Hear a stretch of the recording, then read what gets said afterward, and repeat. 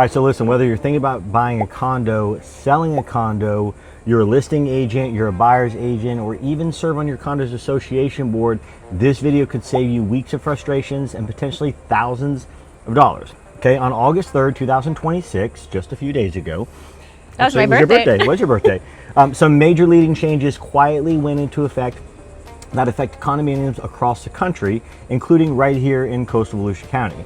And while these changes don't make the headlines, they absolutely have potential to delay closings, increase HOA dues, trigger special assessments, and in some cases even cause buyers to be delayed on financing. So today I'm going to explain exactly what changed, why it matters, and what you should be doing right now.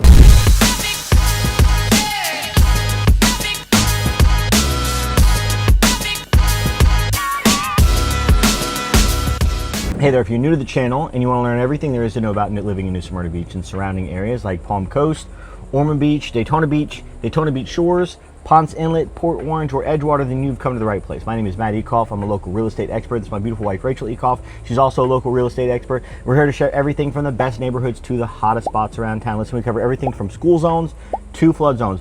We get phone calls, emails, text messages, and Zoom invites every single day from people just like you wanting to move to the beach or wanting to move anywhere at all. So whether it be in 2 days, 20 days, or 200 days, please don't hesitate to reach out. We'd love to help you move to the beach. Please make sure you hit the like button and subscribe so you get all the updates and notifications about New Smyrna Beach and surrounding areas, especially right now because we're starting a new series called Florida Real Estate News, this is episode 1. So subscribe, like, for all the updates and notifications about New Smyrna Beach and surrounding areas. Okay, so at our viewers' request, we are doing a new series, which is Florida Real Estate News. And so we're gonna start talking, not all the time and not, but maybe monthly or as things come in and important, like there's the property tax situation right now that our government is working on. So things like that. This is an HOA thing.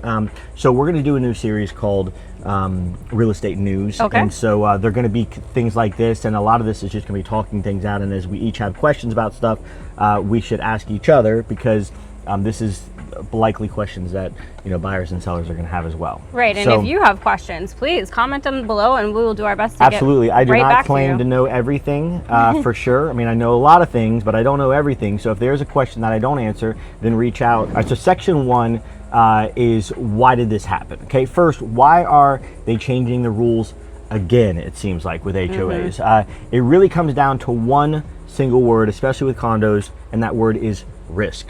Okay, when you buy a single family home, the lender is lending against the entire property. Okay, so it's the land and it's the structure and it's everything that they're leaning against. So their investment is protected.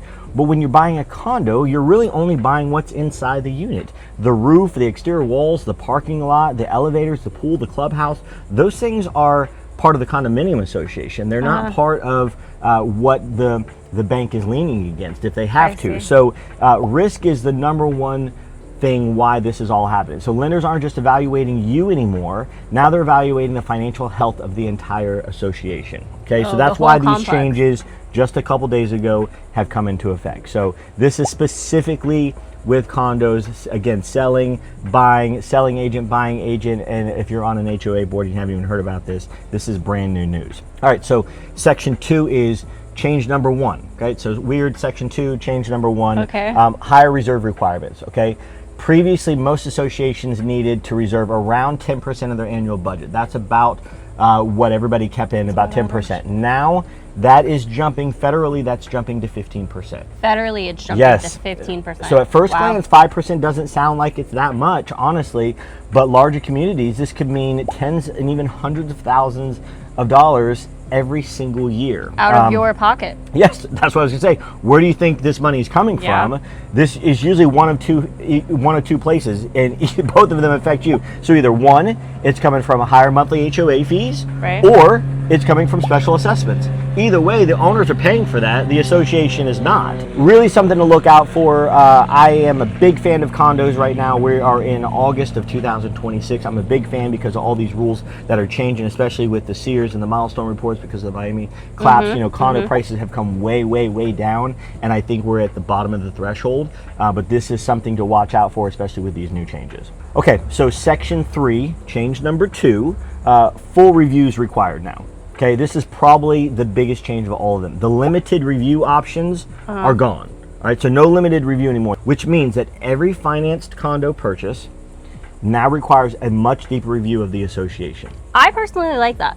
I do too, especially as a buyer. You know, honestly, as a seller, you need to watch out for this kind of stuff, and you need to be proactive before you're thinking about listing your condo to make sure this stuff is in order. But I like it for protection purposes when we represent buyers. Absolutely. For sure. Part of this review of the association, lenders are now asking questions like how many owners are behind on their HOA payment, how much money is actually sitting in the reserve. Okay, does one owner own multiple units? Because foreign exchange and that kind of stuff, that's a big deal, especially here in Florida. Okay. Are there current lawsuits or maybe potential upcoming lawsuits? Is the association financially healthy? These are things that lenders are now asking, and all of these things are going to take some time. So, which means longer underwriting, which means longer closing, which means more paperwork, but also means that if you're a cash buyer and lenders don't have to look into this stuff as more, then you have an advantageous advantage. Advantageous advantage is kind of the same thing. Yes, but it's so good. It has two things. It's an advantageous advantage. Okay. So I can see how cash would work in there, but just because you're maybe buying cash doesn't mean you shouldn't research these things. Oh, maybe absolutely. I should research these things for you. You definitely want all of that information because you're investing into a new property, a home, something that you want stable and safe. And I think all that information is really important. Super important. I want to just say really quickly, I don't hate this new rule because I feel like it is going to protect buyers, like you said. And also, I know it's frustrating that it might take a little bit longer, but what's the trade-off? You're getting more, you're learning more about the property. It's risk versus reward. You know, your reward is you get it, you know, you protect yourself a ton. The risk is you get in a couple days early and you don't protect yourself. Yeah, like silly. That's not a, you know, in the long run, that's not a big deal. It'll close a week later or 2 weeks later. And honestly, if the association is, you know, got this stuff in order, you know, places like Menorca or places like Peck Plaza in Daytona Beach Shores or Oceans One in Daytona Beach, you're not gonna have to worry about this stuff. They've been proactive. And that's a green flag to me. For sure, but there are gonna be places that are lagging behind, are gonna wait. And again, we're August 11th right now. This law came out August 3rd, so this is brand freaking new. So really, really important that we stay on top of this. Section 4 is we're gonna talk about what this means for buyers, okay? So if you're buying, don't just fall in love with the unit. Okay, we've said that before anyway. Don't just fall in love in the unit, but fall in love with the association. That's super important because even if you qualify for the loan, the condo still has to qualify. The homeowners association still has to qualify. The Coast Guard. The Coast Guard does not have to qualify. Because listen, I've seen buyers with excellent credit get delayed because of the issues that are completely outside of the contract. Right. You know, with the association. So nothing to do with them. We want to fall in love, of course, but don't fall in love too deep until we do the research. Okay, so now section 5 is on the opposite side. What does this mean for sellers? So if you're selling, here's where you can get ahead of everyone else, you know, and that's always the advantage, trying to get ahead of everyone else. Before your property even hits the market, start gathering the documentation that lenders are going to really request. Smart. I love that. That's great advice. Being proactive. So these things, this is a lot. So if you're writing stuff down, I'm going to go slow on this. Okay, these things include asking for the budget, asking for insurance, and if insurance changes are happening, asking for rules and regulations, asking for reserve study, asking for the Sears report, which is Structural Integrity Reserve Study. That's new in Florida after the Miami collapse. That's the engineering reports, and this is required for anything more than 2 stories. Okay, so Holiday Cove North, which is a co-op proprietary lease, only 2 floors. They're not required to do Sears reports, but everybody else is if you're over 2 floors. So Sears reports. We're asking for bylaws. This is super, super important. We're asking for declarations. We're also asking for any litigation if it's ongoing or some that are upcoming. And then we're asking for good HOA contact information for potential buyers agents to reach out to.